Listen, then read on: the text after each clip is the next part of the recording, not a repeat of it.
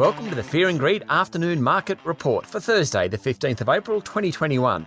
Where in just a few minutes I tell you everything you need to know about what's happened in financial markets and the world of economics today. I'm Sean Aylmer. The S&P ASX 200 closed up 0.5% today to 7,059 points, a new 13-month high. There was plenty of action in the market today. The big miners did very well. BHP and Rio both jumped 3%, while Fortescue Metals rose 3.5%. But most of the action was away from the big stocks. Coal producer Whitehaven said quarterly sales were up, but it cut its production sales and unit cost guidance because of problems at its Narrabri mine. That triggered a 15% slump in its share price. Regis Resources completed the institutional placement part of its entitlement offer to fund its purchase of Tropicana Gold Project from IGO. That's a mouthful. But its share price ended the day down 15%, while IGO's ended up more than 5%. Fuel retailer Ampol lifted its operating profit for the March quarter. Boss Matt Halliday said he expected volumes to pick up with the economic recovery. Its share price jumped more than 5% and was the best performer of the top 200.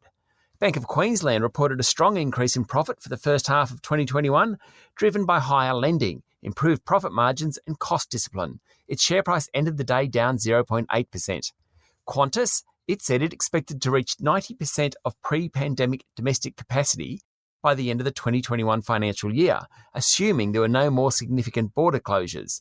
Virgin CEO Jane Herdlicker said she was hopeful international travel will recommence by October and domestic travel was back to normal by the end of this year.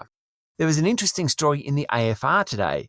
This year, Afterpay and Zipco have raised $1.9 billion from investors, while the four co-founders of the two Buy Now Pay Later groups will sell down $139 million worth of shares between them.